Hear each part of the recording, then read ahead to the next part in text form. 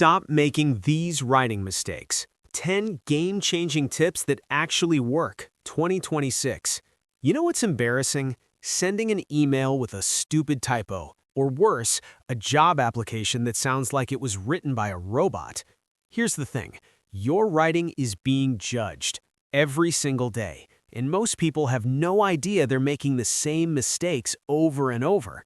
Today, I'm breaking down 10 practical tips that transformed my writing, and they'll work for you too. Look, I'm not here to lecture you about dangling participles or whatever your high school English teacher was obsessed with. I'm here to give you real strategies, the kind that actually make a difference when you're writing emails, reports, or that cover letter you've been putting off. Let's get into it. Tip 1. First up, read your work out loud. I know, it sounds basic, but nobody does it.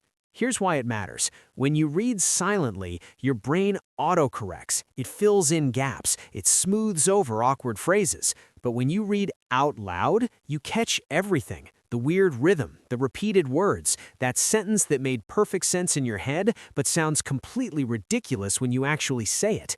Try this right now. Read your last email out loud. I guarantee you'll find at least one thing that makes you cringe. Your ears are smarter than your eyes. Use them. Tip 2. Number 2, keep it short and simple. KISS. Keep it short and simple. I see this all the time. People trying to sound smart by writing these long, winding sentences that go on and lose the reader halfway through because there's no clear point and no period in sight. Stop it. Short sentences pack more punch. They're easier to read. They're easier to understand. When you're stating facts, short sentences. Population is 5 million. Full stop. Unemployment is 12%. Full stop. When you're describing something, sure, go a bit longer. Use adjectives, paint the picture. But most of the time, keep it short. Here's tip 3. Fix your grammar now. Not later, not when I have time, now. Because here's what happens. You can write beautiful, flowery sentences. You can use impressive vocabulary. But if your grammar is off, none of it matters. People will notice the mistakes, not your brilliant ideas.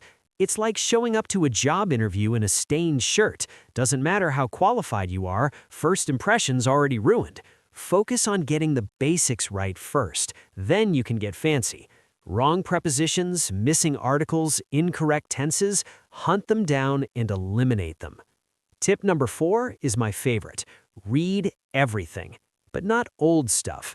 I love Dickens. I love the Bronte sisters. Beautiful writing, but they wrote 200 years ago. You're writing now in 2026, so read modern books, read articles, read emails from people who write well, read blogs, read newsletters. You'll start to notice patterns, how professionals structure their ideas, how they vary their sentences, how they keep you hooked from start to finish. Reading isn't just entertainment, it's research. The best writers are also the best readers. That's not a coincidence. Tip 5.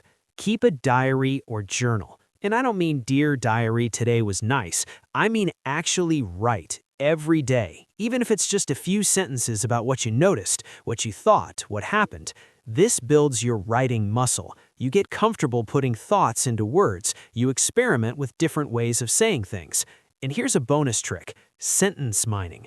When you're reading and you see a phrase that hits different, write it down, study it, figure out why it works, then steal the structure. Not the exact words, that's plagiarism, but the pattern.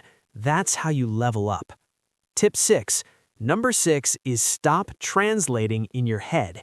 If English isn't your first language, I know you're doing this. You're thinking in your native language, then translating to English. It's killing your writing flow. You need to think in English. Yes, it's harder at first. Yes, it takes longer, but it's the only way to write naturally. Start small. Think about what you're doing right now in English. Describe your room in English. Have conversations with yourself in English.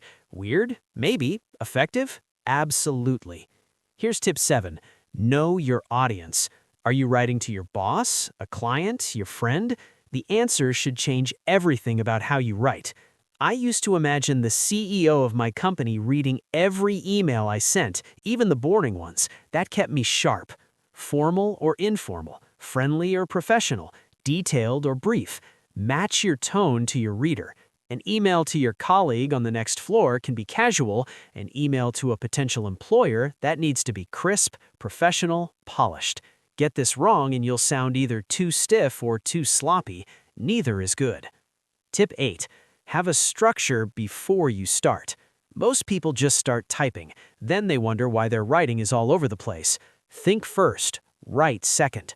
What's your opening? What's your main point? How are you going to wrap it up? If you're writing a complaint email, start by saying why you're writing, then explain the problem, then clearly state what you want to happen. Simple structure, clear message. And here's the kicker. Walk away for 30 minutes before you hit send. Come back with fresh eyes. You'll spot things you missed. Tip 9. Proofread, then proofread again, then proofread one more time. Multiple rounds, not just once. First round, catch the obvious stuff. Typos, misspellings. Second round, look at sentence flow. Is it smooth or choppy? Third round, cut the fluff. If you can say it in fewer words, do it. And here's a trick. Read it backwards. Start with the last sentence and work your way to the beginning. Sounds crazy, but it works. You catch mistakes you'd normally miss because you're not distracted by the overall flow. Tip number 10. Final tip is get feedback from real people. Fresh eyes catch what you miss every single time. You'll proofread something 5 times and feel pretty good about it. Then someone else reads it and immediately spots a mistake in the first paragraph. It's frustrating, but it's reality. Find someone you trust, a teacher, a colleague, a friend who's good at writing. Ask them to be honest, not nice, honest. And if you're applying for a job or university, get at least 2 people to review it. This is not the time to wing it. In conclusion, all right, let's wrap this up. 10 tips. Some are quick fixes, some take practice. But here's what they all have in common. They work. You're not going to become a perfect writer overnight. Nobody does. But if you start implementing even half of these, your writing will improve, guaranteed. People will take you more seriously. Your emails will be clearer. Your applications will stand out. Writing matters in ways you might not even realize yet. So stop making those silly mistakes. Start reading out loud. Keep your sentences short. Fix your grammar. Read modern stuff. Keep a journal. Think in English. Know your audience. Plan your structure. Proofread like crazy. And get feedback. Do this and watch what happens. If this helped you, hit that like button. Subscribe if you want more practical tips like this. Drop a comment and let me know which tip resonated most with you. I'll see you in the next one. Now go write something awesome.